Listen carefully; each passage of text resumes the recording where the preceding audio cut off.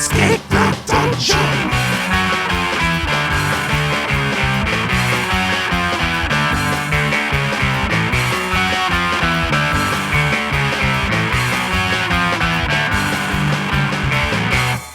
Hello, everybody. This is Escape the Dungeon, the podcast where we ask you to join us as we explore the world beyond the world's oldest role-playing game. Woo! My name is Mike Cripps, and I will be your master of ceremonies, and I am joined by 4 mystifying players. Zach Brass. That's me! Dom Brass. It's me. I will be playing Bobby Bristol today. Nate Brass. Pew pew, that's me, Internet. Hi, I'll be playing Chris the Wizard. And Tyler Knittle. I am a figment of your imagination. Okay. Each season, we will be playing a different tabletop role-playing game. This season, we are playing Urban Shadows 2nd Edition, a Powered by the Apocalypse game, published by Magpie Games. And guys, I realized that over the course of these first 6 episodes now of this season, we've made a terrible mistake. Well, no, what is it? It's not about the rules of the game we've been playing or anything like that. No, this is something much more serious.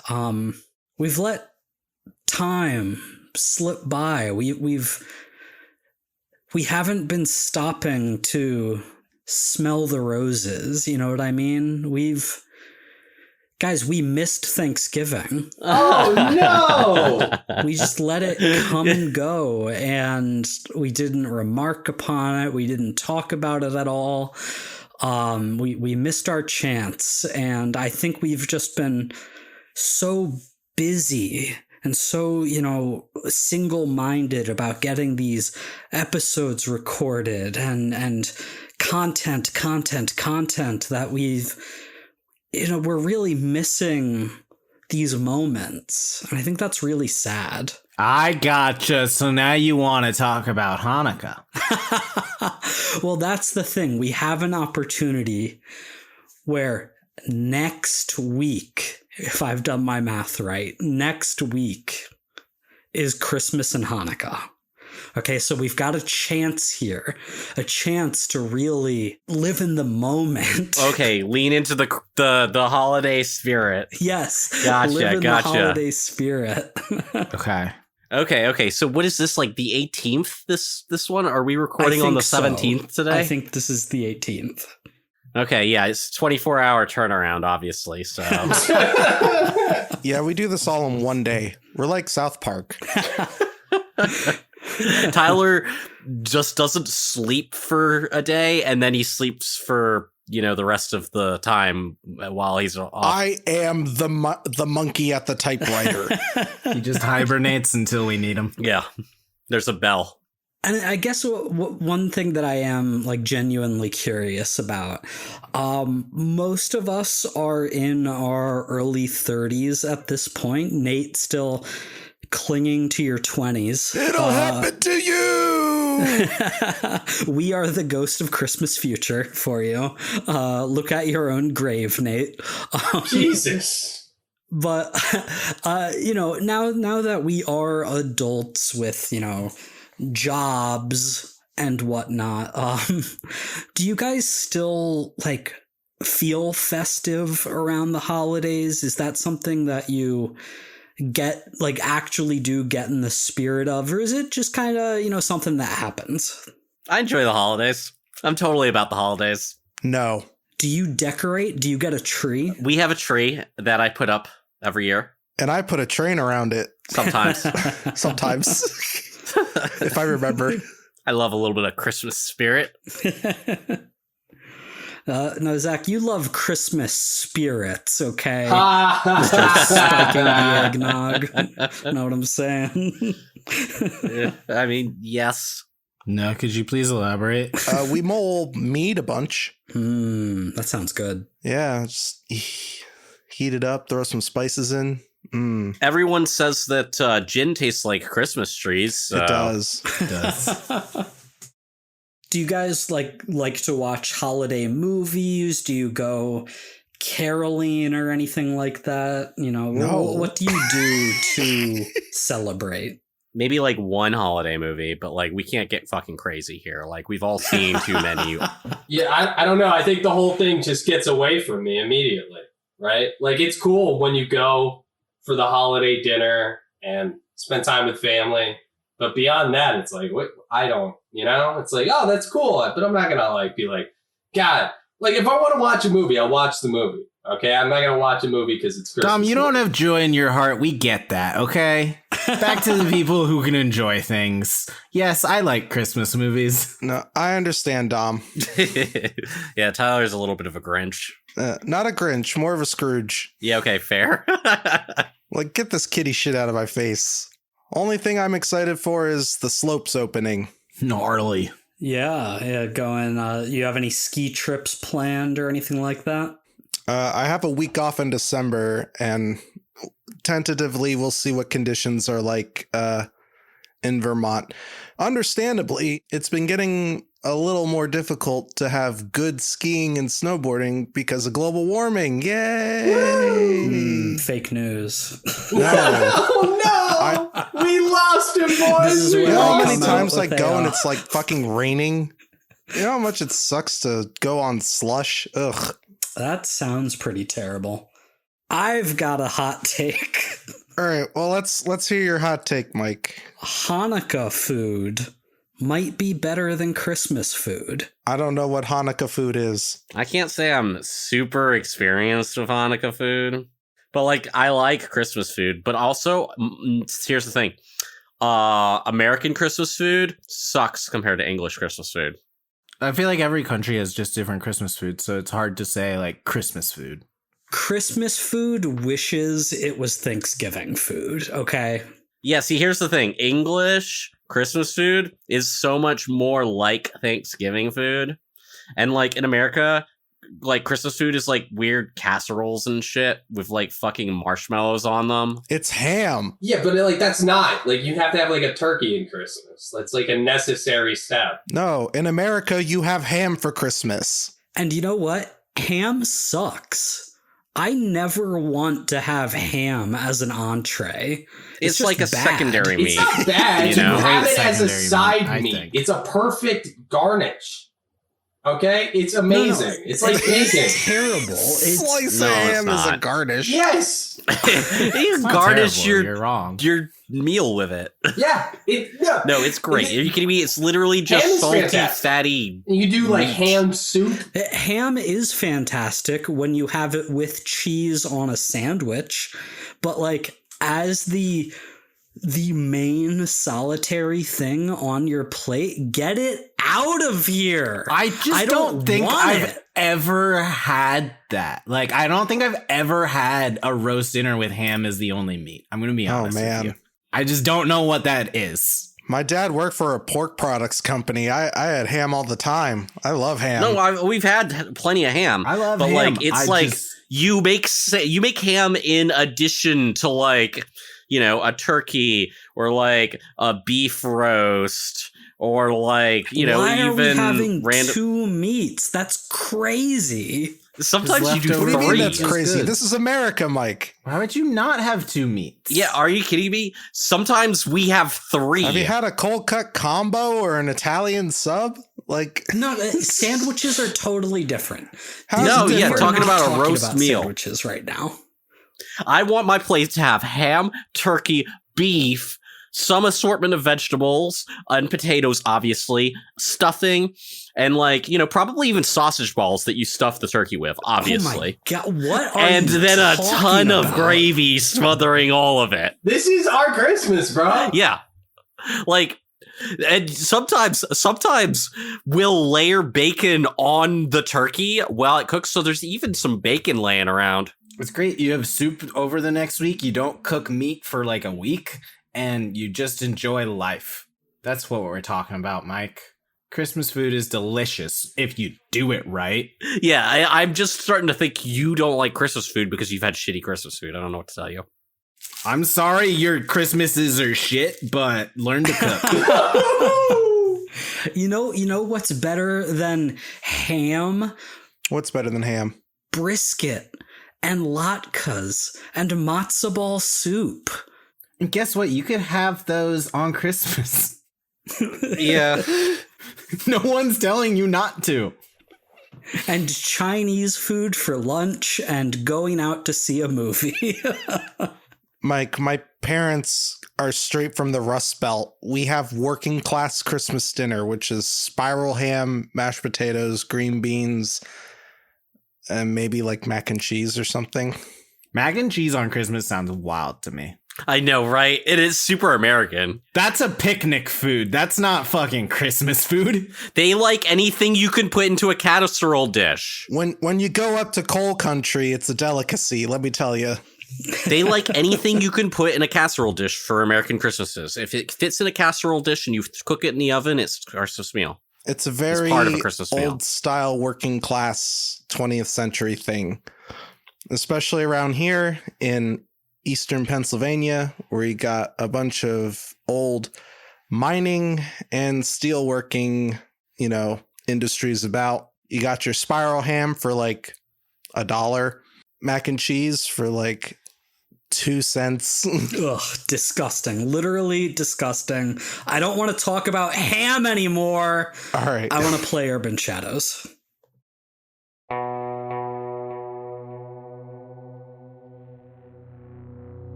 Previously on Urban Shadows, Moose Calhoun of the Sons of Earthly Filth has a plan. He wants to use a Valkyrie, an angel of war, to bring about the end times in service of the demon Beelzebub. Bobby, Ezra, Chris, and Dale want to stop his plans. Thanks to Leon, a reformed member of Moose's faction, the group has a lead. Moose learned about the Valkyrie after a visit to the Luxor casino. The gang took a trip to the Luxor, where they discovered a magic slot machine, high rollers gambling with the new drug sand, and a highly skilled gambler who also seems to have some interest in that slot machine. But when Chris is kicked out, and a newly Joker-fied Ezra is denied entry, they take a detour to the hospital on behalf of Ezra's patron, Azrael. Ezra's job? Keep a man from talking. That man? A sand smuggler that Bobby attacked in his territory, Donovan Truesdale.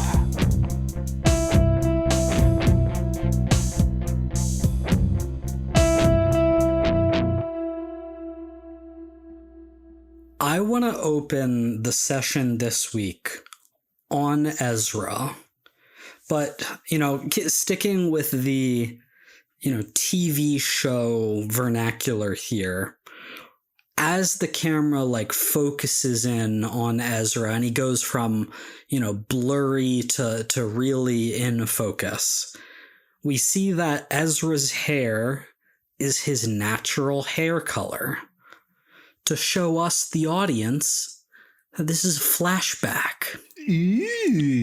Or a flash forward. No, we know this is a flashback. Shut up, Zach. No, he has less stubble, so you can tell he's younger. Looks slightly younger, maybe one less age line.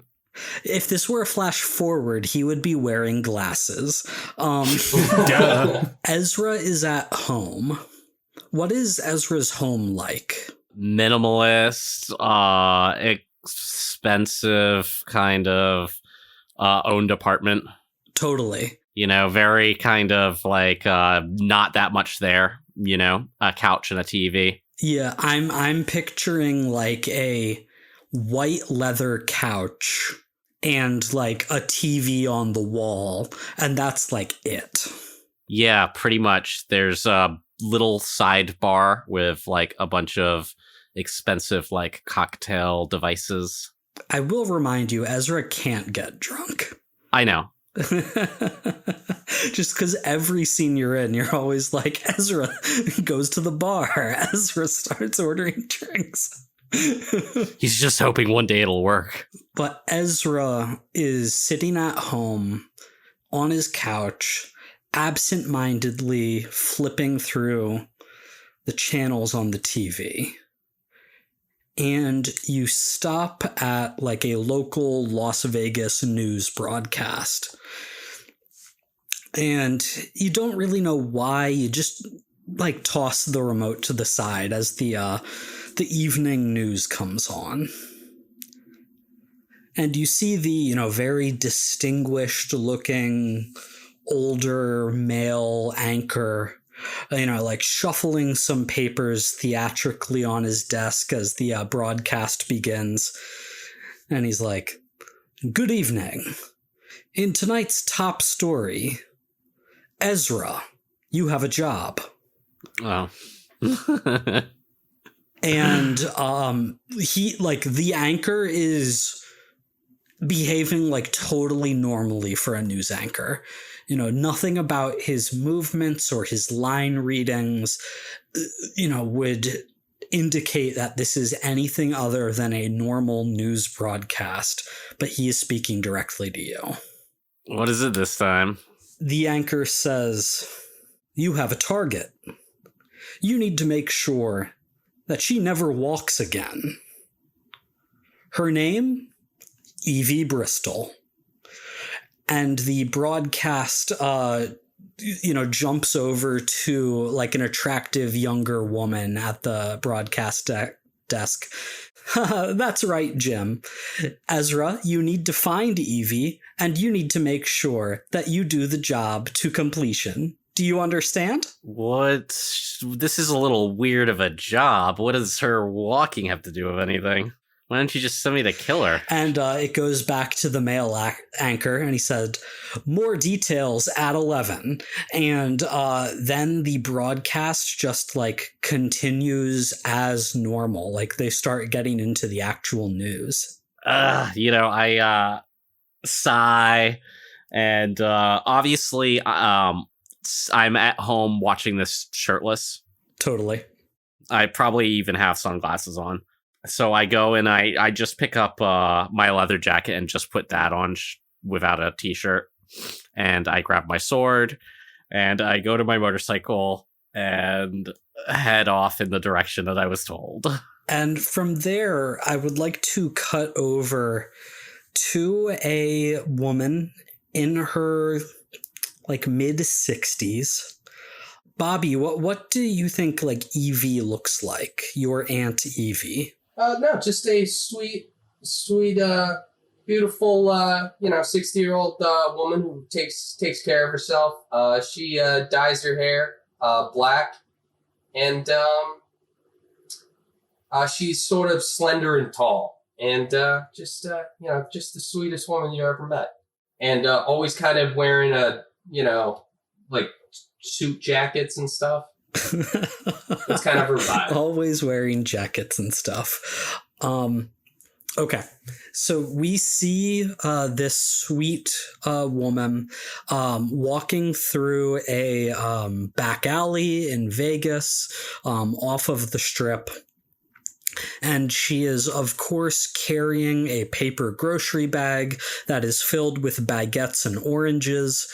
And she is on the phone talking with you, Bobby. And she's just like checking in on you and seeing how you're doing, if you need anything while she's out. Just, catching up. I imagine that you guys don't see each other all the time, right? No, not all the time. I'm kind of out doing stuff most of the time. So even if I'm living with someone or spending time with them hypothetically, because I'm in proximities, usually Bobby's kind of going off doing his own thing. Mm-hmm. And so she's like, and how about how's your art going, Bobby? Do you feel like you're doing what you want to be doing with that? Yeah. I mean, like, stuff's going, it's good. I'm making I'm starting to make, some connections. So I think I can actually like get some stuff going. Really, I don't know. I think things are looking up, Evie. I think things are going to be That's good. great to hear. You've always been so talented. And when you really focus on that and you're not getting into trouble, I think you've got amazing potential. And I think you can really make something of yourself, Bobby. Thank you so much, Auntie Evie. I know. And I got this. It's step by step. You just gotta work those connections. I know, it's one day at a time. I'm not expecting you to become, I don't know, Rembrandt or somebody overnight, but, keep at it, keep the hard work. You can do so much. And she pauses. And we see she just stops in the alley. And she just starts sniffing the air. And the line just goes like silent mid-sentence. Yo, Auntie Evie? Evie? Auntie? Hold on for a second, Bobby. And she starts looking around. And we see Ezra stepping out of the shadows in the alley. Evie, huh? Do I know you? No, it's, nothing personal. I don't suppose you, did something to piss off my boss, did you? Scary looking guy, big horns, smokes a cigar. Her eyes narrow at you, and she says, I know a few scary looking guys. Can't say I'm friends with any of them. Yeah, well, you're probably better off that way, except, unless you're enemies with them, I guess. I don't suppose you'd want to make this easy and just skip town, huh? I'm not going anywhere.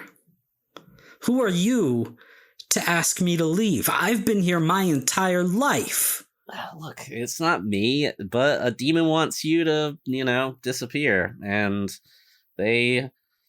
that's what I'm here for. So, I mean, it would just be a lot easier for both of us if you'd do it by yourself. Bobby, you are half overhearing this through the phone. You can't make out all the details, but there's definitely some kind of confrontation going on. What do you do overhearing this? Oh yeah, Bobby is absolutely activating his lupine senses and just going as fast as he can to get there. Just trying to find Evie as fast as you can. Ezra, Evie steps up to you, and you can see it's as if a breeze is blowing back her hair, but there's no breeze going down the alley right now. And she says, I don't know who you are. I don't know who you work for, but you're messing with the wrong lady, young man. Look, I don't want to fight. But, when demons are involved and they, souls and deals, you understand. I'm sure. Maybe that's got something to do with why I'm here. Oh, I get it. You made a mistake once upon a time, huh? And now I'm supposed to pay the price for that? Well, I don't know what you're paying the price for, to be honest. I'm sure he would have just sent someone else that made a mistake if it wasn't me. Why don't you go running back to whoever your little boss is and tell him if he needs something, he can get it himself. That's not really how he works. How does he work then? Well, he finds suckers like me to either do his job or he eats our souls. So, I'll give you one more chance. You can leave, or, well, we can see what happens next. Sorry, honey. All that sounds like a you problem. And she turns around to start to walk away from you. Okay, I guess I will let it out. So this is something I was looking at in the rules just to understand your particular thing better, Zach. Ezra does not need to let it out to transform. He's got his own thing. It's the devil inside. Yeah, that's right. Oh, okay, yeah, that's right. When I assume demon form, roll blood, that's right. Yeah, that's right. Let it out's just to use my demon power in other ways. So yeah, I'm gonna use that then, the devil inside. Okay. I need you to roll with blood. All right. Sorry, Auntie Evie. It's not my fault that I decided this before the game started. I didn't want to have to actually do it, just talk about it. Oh, that's a 12. Oh no, Auntie Evie. That's fucked up, bro. On a 12, you get to pick 3 of these options. Oh man. If you're working a job for your patron, you get to pick 1 more. If you voluntarily mark corruption, you can pick 1 more. So you can get up to 5 of these 6 options if you want. Damn. Demonic weapon, demonic movement, demonic senses, gain armor, and take +1 forward. The last one is heal 2 harm, but you don't have harm currently. So do you want all 5 of those other things? Yeah, I do. What? Dude, you didn't need to. I mean, it just seems cool. You really just had 4. I've never That 4 is plenty, Had the opportunity. Dude. Voluntary. I mean, what was the one I was going to miss out on? Oh my god. So mark corruption. Yeah. And Okay. just describe the sight of this for me. So yeah, I mean, like a little like burst of flames kind of comes off of me, like a little shockwave, as I probably do some kind of dramatic pose. And I get like wings kind of just like shoot up that like start as fire and then like turn into wings, and I turn into a devilly looking dude with sparks and shit flying all over the place and glowing eyes, and also armor apparently, because I gained armor this time, so I'm wearing like demon armor. Are you wearing it, or does it like grow out of your body? It like it's kind of, yeah, basically like it's Ooh, like can it this be just like full actual kind of plastic plate, but it's like singed into your body, like really nasty? Yeah, I mean that sounds really cool. It just like I get the like this demon armor that just kind of burns onto me when with the fire and shit. And you draw your sword. Yes, obviously, and, of course. You lunge at this woman on order of your boss. And as you draw in close, she looks back at you, and her face is just fully a wolf's face. And the two of you go to war, right? This is a visceral, bloody fight as claws and blades tear into one another. Bobby, you run as fast as you have ever run in your life. You follow the scent of your aunt, and you can smell that she is wolfed out. And you can smell that there is some other presence with her. A dangerous presence. And you round a corner, and you see your wolf aunt lying beaten and bloody on the ground, and standing over top of her is what appears to be a demon. First thing I have to do is secure the area, so I want to wolf out and kill the demon quickly so I can save my life. Ezra, another wolf, suddenly is lunging at you in the alley. You know that your job is done. Can I use my demonic senses and demonic movement to, notice him early enough to fly away? Absolutely. Bobby, as you wolf out and lunge towards this demon, he looks up at you, gives you one good look at his face, a face you will never forget for the rest of your life. And the demon takes flight away from your grasp. Ezra, you have successfully completed a job for your patron. You don't know why this was the job you were given, but it's been done. As a tainted, anytime that you do a job for your patron, you get one debt on them. So you can mark that Azrael owes you one debt. You return to your home. You start to clean up.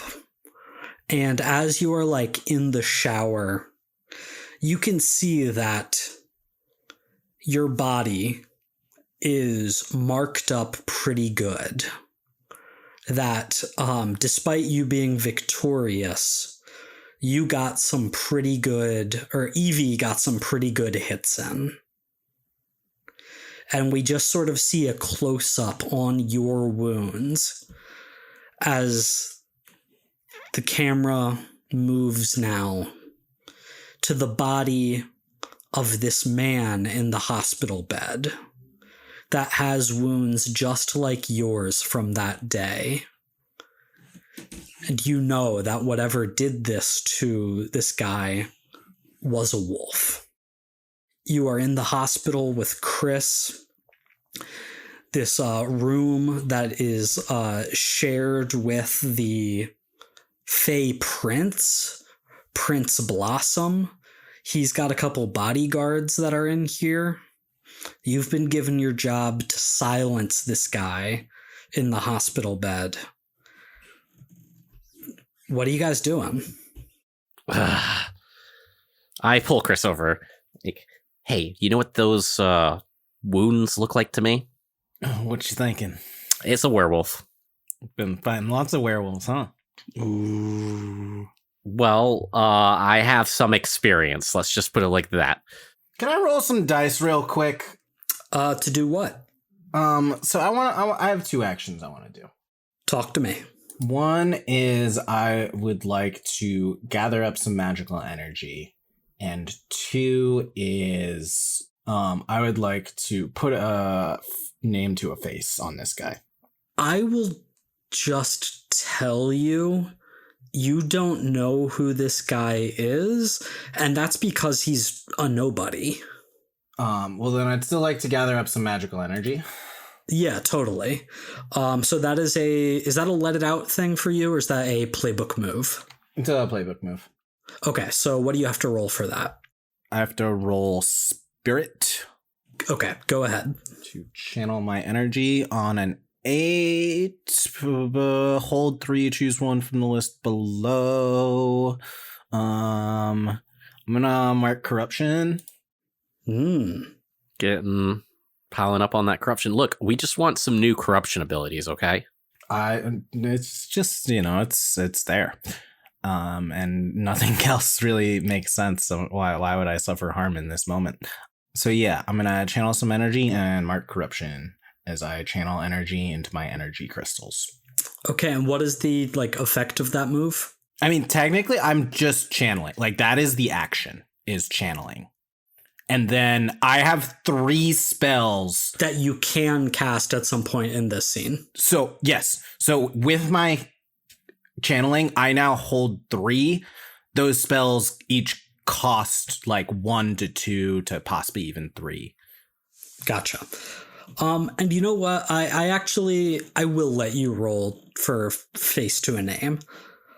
To see if maybe you know who this guy is, go ahead and you can roll with whichever faction he is a part of. So you can roll with wild. That's a 9. Okay, so on a 9, you know his reputation, what most people know about him. Yeah, you do know that this is Donovan Truesdale, Donnie to his friends. He's, a kind of standard low-level grunt drug dealer. He's, worked with a few different gangs or operations over the past several years. Not a guy with a ton of ambition, but somebody who typically sells good product. Okay. I would like to channel a little bit of energy that I gathered into my crystals and cast linking. Spend 1 hold to telepathically link up to 2 characters in your presence for a few hours, allowing them to communicate with each other and with you regardless of distance. Ah, so you can have mental conversations without the other people in the room overhearing. Yes. Very good. And you, I assume, link Donnie, yourself, and Ezra. That is correct, good sir. And so the two of you suddenly hear this voice in your mind, just going, what's going on? Who are you people? Why can I hear your voices in my head? Hey, Donnie, we're here to figure out what happened to you and why. I'm Chris. Nice to meet you. Give him a little awkward wave. Yeah, Donnie, we're just, the help at the hospital. We just need a few answers. You don't look like you work for the hospital. Yeah, well, most hospital workers that can telepathically communicate don't dress like it. What's going on? Why are you here? Everything hurts. Why are you here? I mean, fucking look at me, man. I'm in bad shape. Who attacked you? I got, half mauled to death, man. Oh my god, are you gonna actually answer a question or are you just gonna be an idiot about it? I mean, you're asking dumb questions. You're asking why I'm here. We asked who did this to you. We asked why are you... Yeah, of course you got mauled. We know that. We're asking why you got mauled, you dipshit. It came out of nowhere, man. I was just... What were you doing when it happened? I was working. What kind of job you got? You can answer as honestly, because we already know the answer to that question. Had a little bag of the sniff with you? Okay, yeah, man, I was moving product, alright? You know how it is. Where? I don't know, downtown. I was not... Yeah, man. Who for? Who for? My boss, Fady? Fady, huh? Fady Marwazi, okay? Yeah, I was just doing my job, and this monster fucking came out of nowhere, and it destroyed my buddy's car, and man, it almost killed me. Sounds like you wandered into the wrong territory. I don't even know what territory, man. Come on, man, you're a drug dealer and you don't know territories? No wonder you got mauled.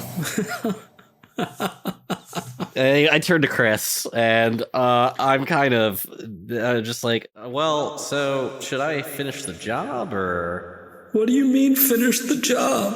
What's your job, man? The interrogation, figure out the information. Anyway, shut up. I'm talking to my partner here. Yeah, I mean, I don't know. I feel like we can get more information out of him. I mean, we got two options. I could do it the easy way, but we're gonna have to leave quick. Or I could do it the way that might work. Why does your boss want him silenced? Probably, I don't know, it probably has something to do with these drugs. I didn't think he was selling drugs, but, you know, I mean, it's Vegas. Everyone sells drugs, am I right? What if we let Donnie pick in a threatening manner? Okay, I'm gonna look around the room, and is there like a curtain to pull? Are we like... Yeah, I feel like we definitely pulled the curtain. Right, so I peek around the curtain and see if the other group is really paying attention to us. I mean, there's not much else to pay attention to in this room. Yeah, but like, are they just the other group just staring at us behind the curtains? Just like, oh, I wonder what they're silently communicating in their heads about. They are certainly aware of your presence and what you are doing, even if they can't overhear your telepathic conversation. Okay, all right. I turn to Chris and just like, go. Yeah, I'm like, go distract them for a second. All right. Yeah, and then as soon as you leave, and I hear you say anything, whatever that is. How about them Yankees? Nice. I would this time like to let it out with impress, dismay, or frighten someone with a display of demonic fury. Okay, you can do that. I will also just remind you that, like, intimidating someone is a basic move. Yeah, I know, but this is just so much better. Okay.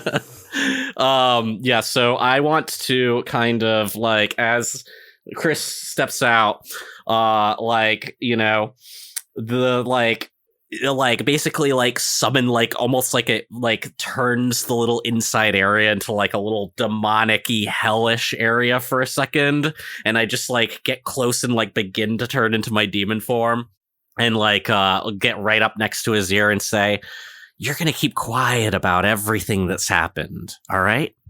Because if you don't, we're gonna be back. And we're going to be back with the guy who did that, I say, looking at his wounds.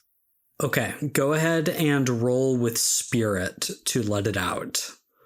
Oh, that's right. I have to roll with spirit to let it out. Shit, that's a bad one. Yeah, I think persuading an NPC would actually have been better for you. It's not too late. Yeah, but it's too late now. Ooh. Oh my god, Ooh. That was double ones. Oh my god. That was that's as low so as I could bad. go. you had to use the A cool two. demon move, Two dude. ones. Yep. I mean, I would have failed regardless if I rolled 2 ones. No, this is hilarious. This is better. I'm so happy. Donnie is freaking out, and he just reaches over to like the bedside table and hits like the nurse call button like several times in a row. Just remember what I said, Donnie. You don't want us to be back. And then I turn back into a person and go back out, and I turn to Chris and I'm like, we should leave. Hold that thought. Hold that thought, Dom. Or Zach. Hold that thought, Dom. Oh no. Because when Ezra does all that, and there's like a flash of fire and smoke and brimstone, Chris, the bodyguard that you said, how about them Yankees to, gives like a quick side eye to the curtain, and he just like leans close to you, Chris, and he's like, hey, you know, if you need us to look the other way for something, you could have just asked.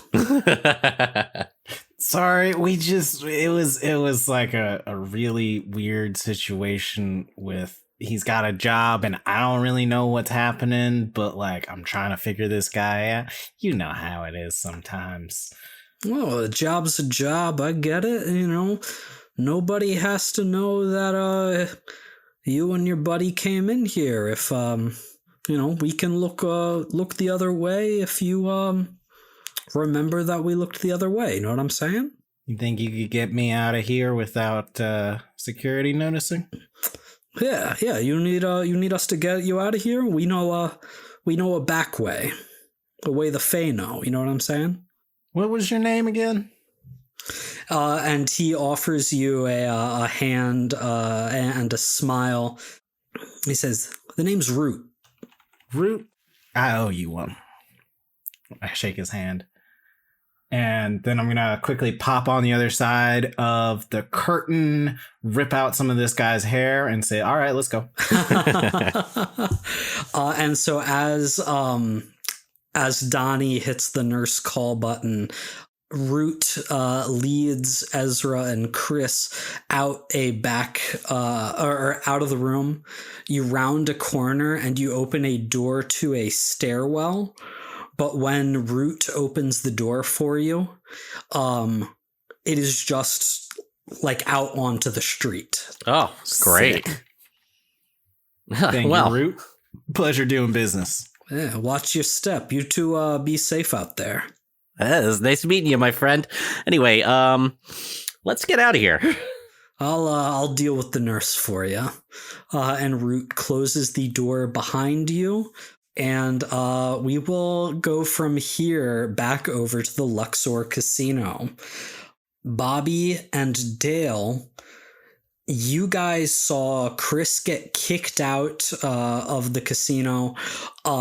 She had fallen out of the chair of this slot machine she was at. And this redheaded woman that had been playing blackjack at the same table as Bobby and who was winning a lot suddenly like gathered all her chips, went over to the machine that Chris was out, and is like clearly inspecting the machine. Is she using it? Not using it, but like looking all over it, sort of like patting the sides of it, like examining this one machine super thoroughly.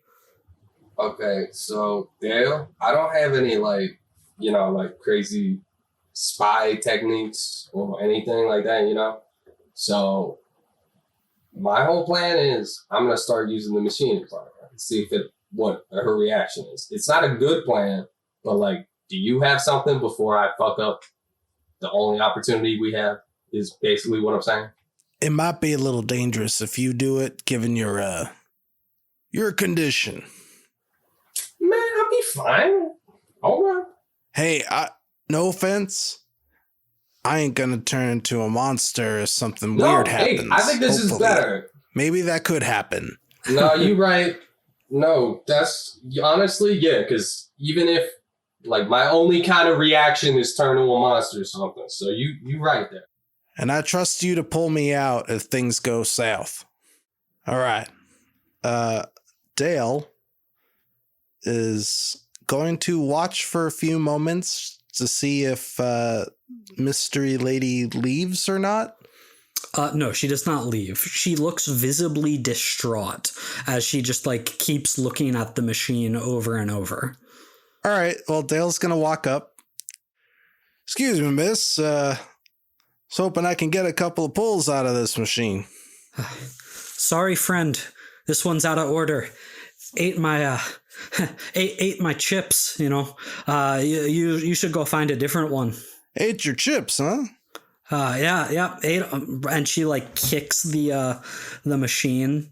Damn thing, I think it's out of order. You'd be best off finding a different one. There's plenty to play. Well, I'm mechanically inclined. Maybe I can take a look at that for you. Help you get your chips back. That doesn't seem like a good idea, Are you staff? No, patron, just like yourself. Well, why don't we call someone over? Let them know what's going on. She like looks sort of wistfully at this machine, and she says, No, never mind. Not worth it. Just my luck, Vegas. And she like gestures for you to have a seat. Have at it, friend. Hey, I'm Dale. What's your name? She looks at you quizzically and she says, Matilda. Matilda. Well, let me know if you ever need any help with anything, Matilda. Sure, yeah, I'll Be right on that. And she will walk away from This is you. worth a shot. I've been out of the game so long. Oh, poor guy. You'll find a hottie one of these days. Yeah, I'm put a coin into this slot machine and let her rip. Totally normal slot machine. Your coin goes in, you spin, you don't win. Nothing out of the ordinary at all. That's not true. I look back over to Bobby. I give him a shrug. Bobby's just like giving large gestures. I think we're just trying to have a gesture conversation real quick here. I put another coin in. You put another coin in, totally normal, spins, you don't win.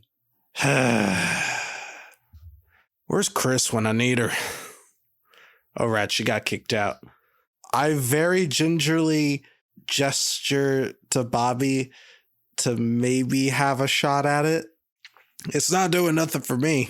I mean, okay, let me take a look. Put a coin in there, hit the slot, see if anything happens. The machine spins, don't win, nothing out of the ordinary at all. By everything you can tell, this is a absolutely typical mundane slot machine, one of countless others in the casino. Man, did Chris just fuck up? Like, what? Did we see where that Matilda lady went? Yeah, you like peek over the machine and you look around and she is going like through all the rows of slot machines, sort of frantically looking all over the place. Bobby, why don't we hang around and see what she's up to? Yeah, maybe we should give Chris a call. Maybe Chris took something she's looking for? Yeah, I want to call Chris. Or text Chris? Let's just update her. Yeah, text her. Yeah, I'll just throw a text in. Because, yeah, I want to ask Chris if Chris took anything from that slot machine. Chris, you probably get that text when you were on your way to the hospital. I just respond, nope, slot machine was magic, kicked me out. We could try to figure someone out. Yeah, if you are just watching this Matilda woman for an extended period of time, that sounds like a perfect opportunity to try and figure someone out. Dom, you've got better mind. Bobby, roll with mind. That's a 7. Let's go, boys. Yeah, it's not terrible. So on a hit, you get to ask 2 of these questions. Because that was a 7, they get to ask one of you as well.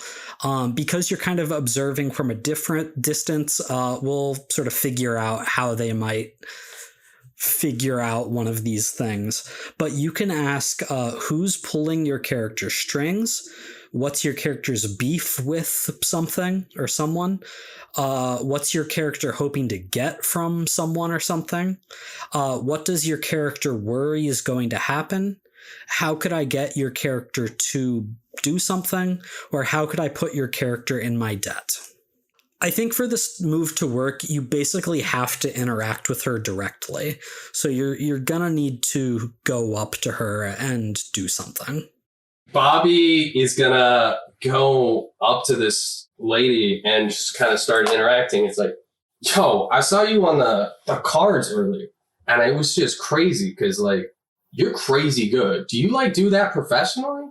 So you just walk up to her. She is like frantically like power walking between rows and rows of machines. Absolutely. Just super inappropriate, weird, like, hey, I could just start a conversation with you, right?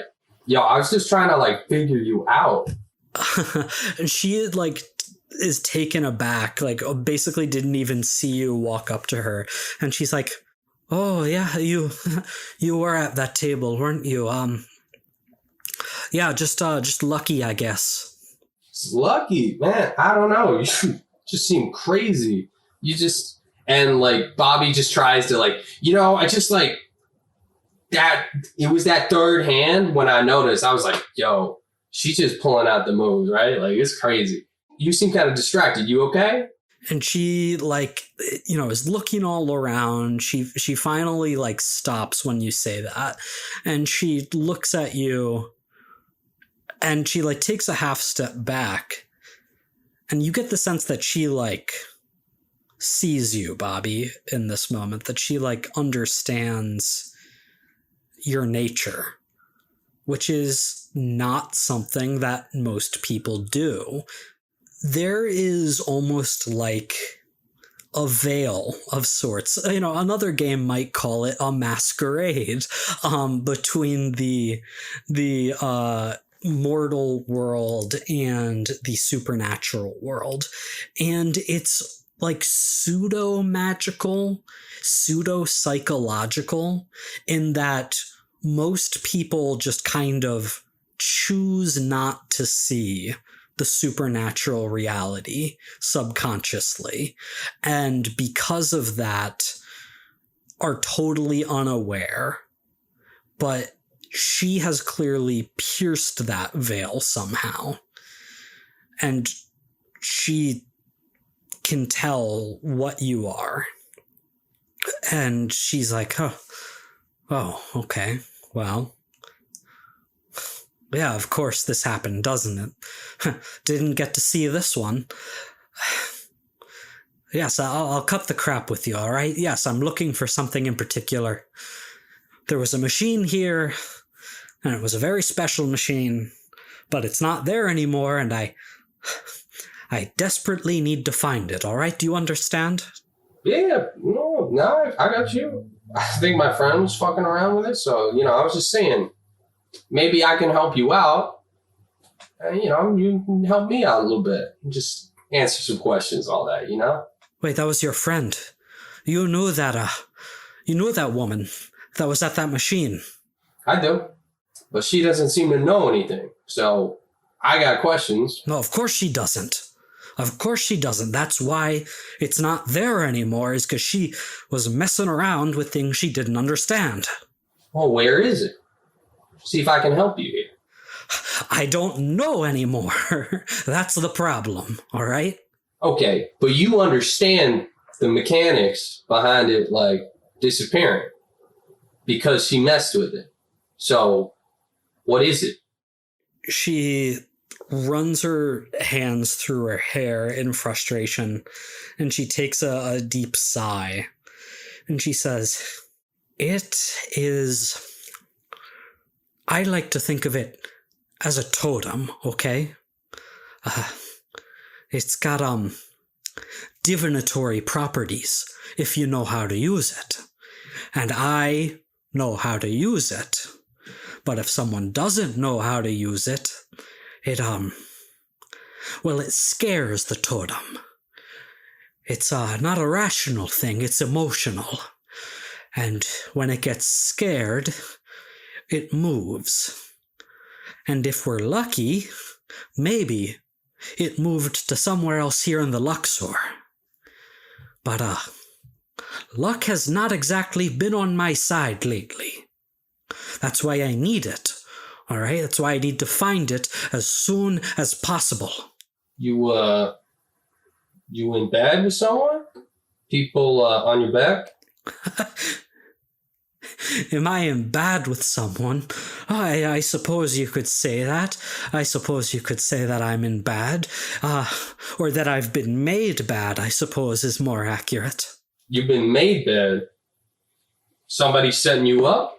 Oh, if only it were that simple. My God-forsaken luck has been taken from me. All right?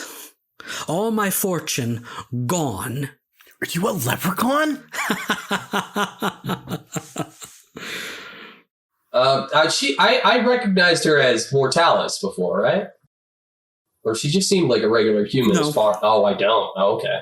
You didn't smell anything supernatural about her.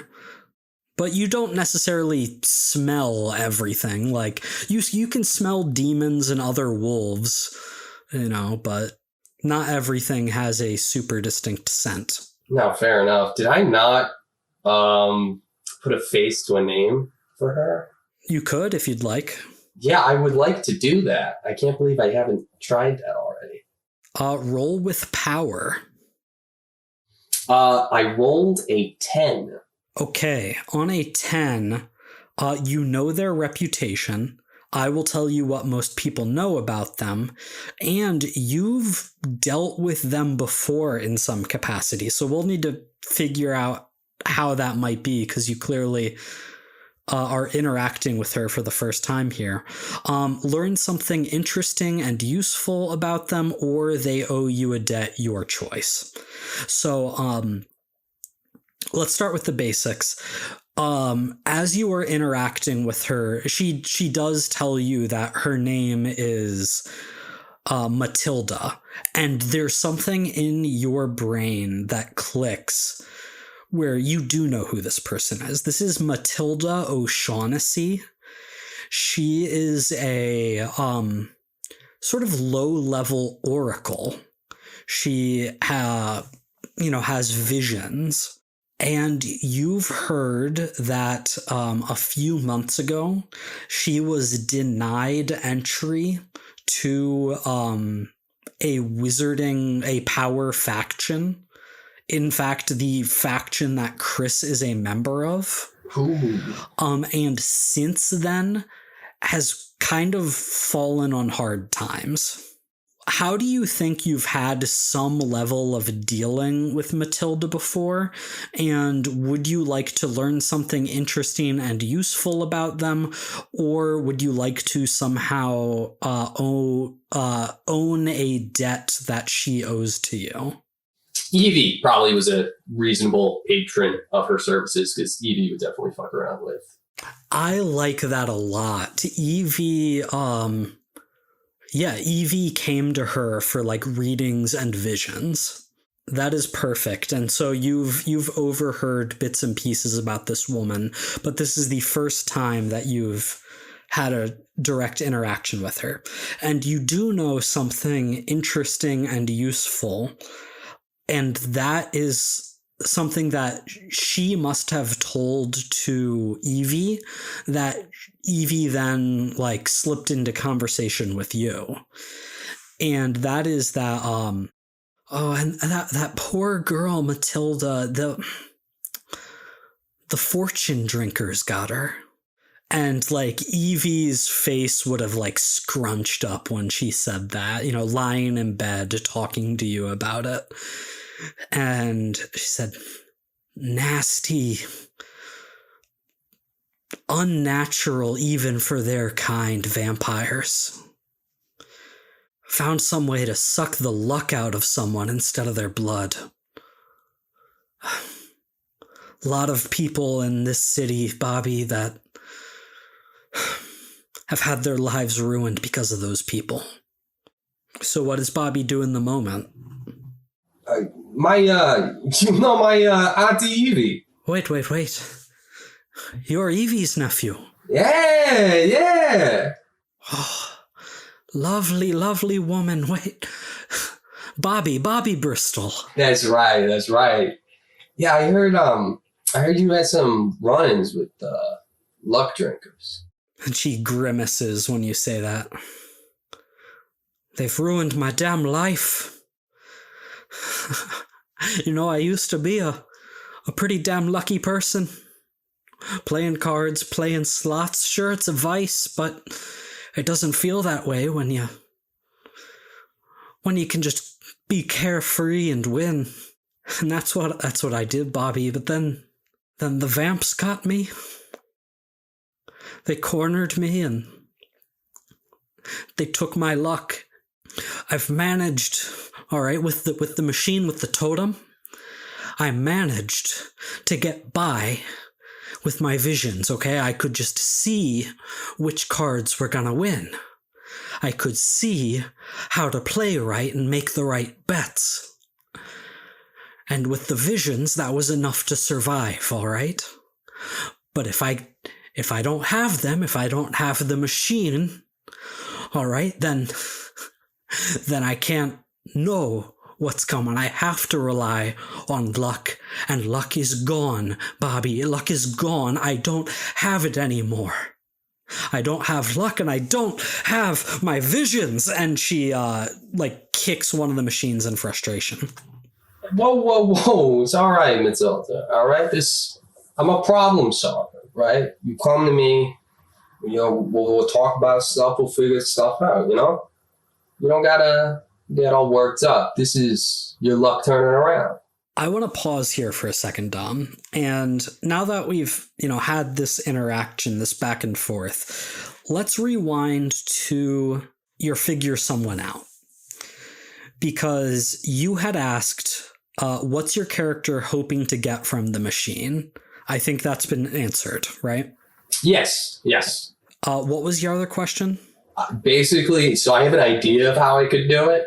But I'm looking for an opportunity to put this woman in my debt. You're a monster. Yeah, the most straightforward, maybe straightforward in quotes, but the most obvious way to get her into your debt is to find this divinatory totem that seems to inhabit a slot machine, so that she can have her visions with them again. But now she gets to ask a question of you. And she wants to know how she could put you in her debt. Basically, yeah, useful information. The best, easiest way would be something on this Archangel stuff or something about killing demons or something. Okay, so useful information. So in your conversation, she's like, your auntie, she was telling me that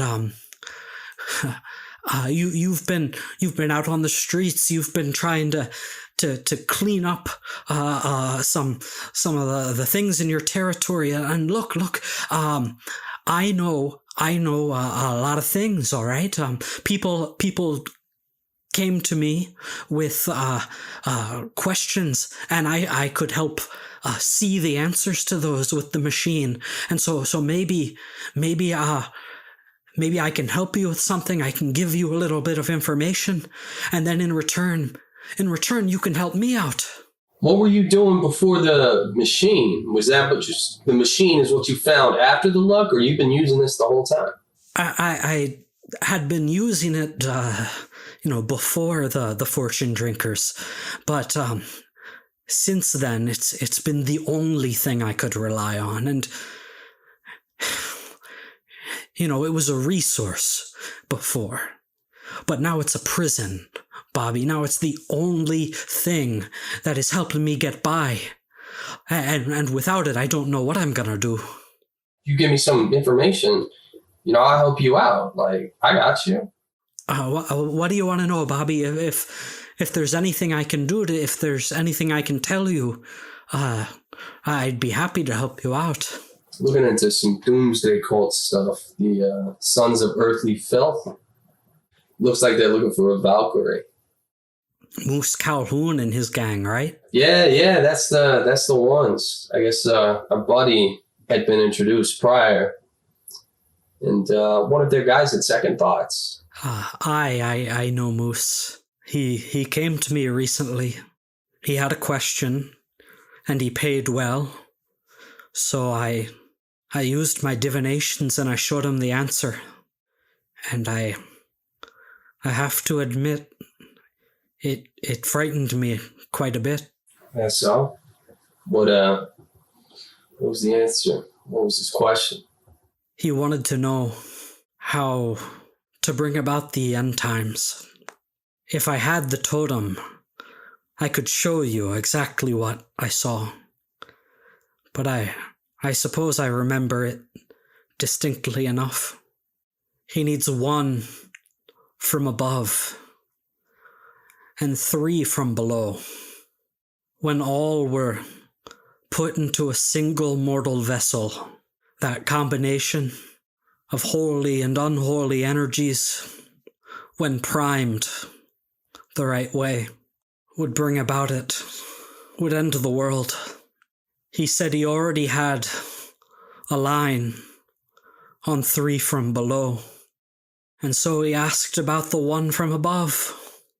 And so I showed him a woman with a red hand on her wrist, standing at a precipice, glowing lights all around, about to fall into the darkness when, from up above, an angel, clad in armor for war, swooped down to catch her. And in that moment, 3 infernal hands reached out, and the end of the world began. Is she the vessel, the girl? If my visions are to be believed, I think so. I think that's right. All right, so I might know this girl too. I'm gonna put out some feelers, see if we can't go about finding this totem. Matilda, you take care of yourself, all right? You gotta cool it on the gambling, though. What else am I supposed to do? Just try to take it for a few days, because your luck ain't gonna be too good. Maybe keep searching, but I'm gonna put some feelers out, see what I can do for you. We gotta find this out. I guess we'll look. I'll look with you throughout the Luxor, but it's like you said, luck's not with you no more, so I don't know if you being around is exactly gonna help find this thing. You hear anything, you let me know. You owe me for that information, Bobby Bristol. Don't you forget it. Before we end, let's get you guys back regrouped. After the investigation at the casino, after the incident at the hospital, you guys going back to the Waffle Home? You go into somebody's house? Probably Waffle Home, right? We can meet up at my house. Whoa, you never invite me anywhere. Not actually at your house. You learning to trust me, huh?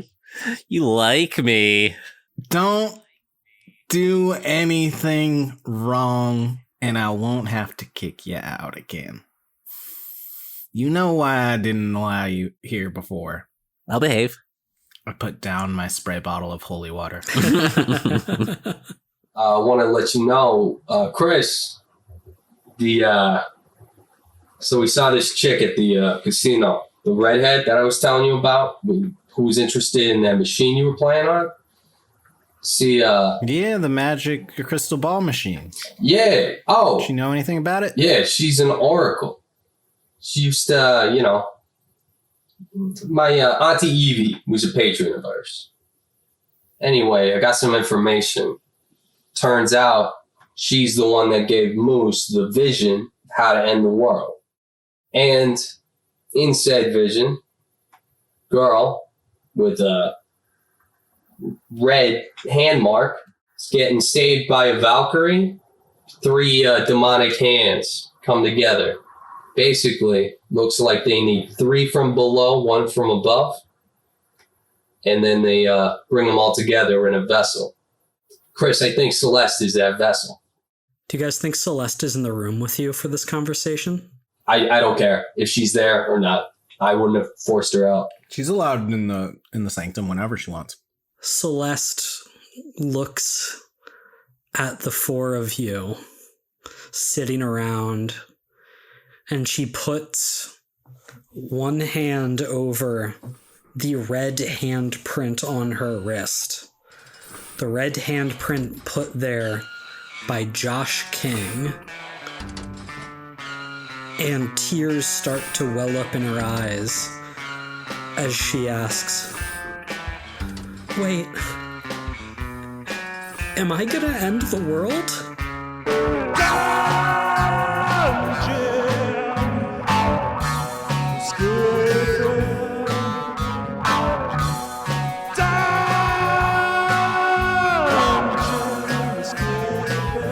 Thank you for listening to Escape the Dungeon. Escape the Dungeon is created by Dom Brass, Nate Brass, Zach Brass, and Mike Cripps, with editing and original music by Tyler Knittle. If you enjoyed this show, please consider subscribing and leaving a 5-star review on your favorite podcast app. To find us on social media, go to escapethedungeonpod.com.